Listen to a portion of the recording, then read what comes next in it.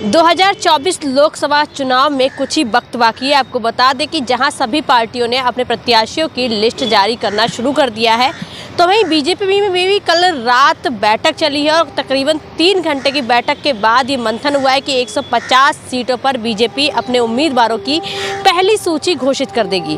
और इसके बाद आपको बता दें, प्रधानमंत्री नरेंद्र मोदी कल पीएम आवास पहुंचे, जहां पर उन्होंने जेपी नड्डा और अमित शाह से तकरीबन 1 घंटे तक मुलाकात की, बैठक की।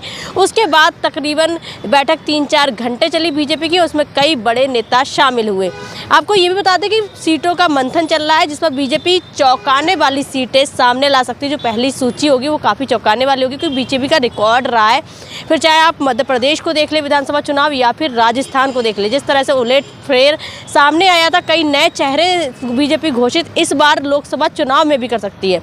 कहा जा रहा है उत्तर प्रदेश की 74 सीटों पर बीजेपी चुनाव लड़ेगी। वहीं 6 सीटें ऐसी है जिसमें बीजेपी के साथ जो गठबंधन में पार्टियां आई हैं उनके लिए छोड़ी गई हैं।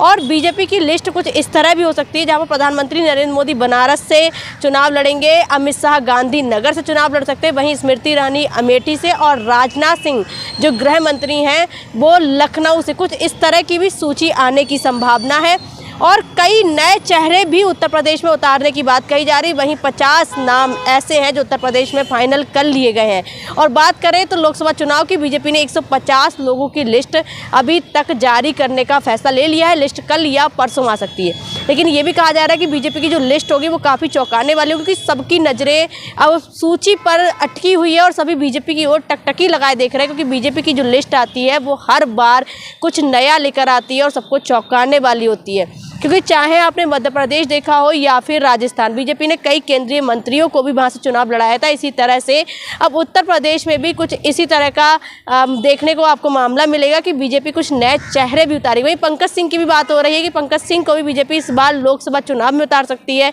शिवराज मामा को भी भोपाल से चुनाव लड़वा सकती है। इसके साथ में और तमाम ऐसे नेता हैं, ऐसे नाम हैं जिनको लाकर बीजेपी सामने खड़ा कर सकती है।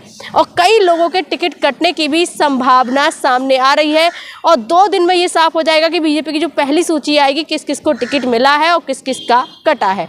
वीडियो जर्नलिस्ट अभिनेंद्र के साथ मैं स्तुति पाठक, स्टार भारत न्यूज़।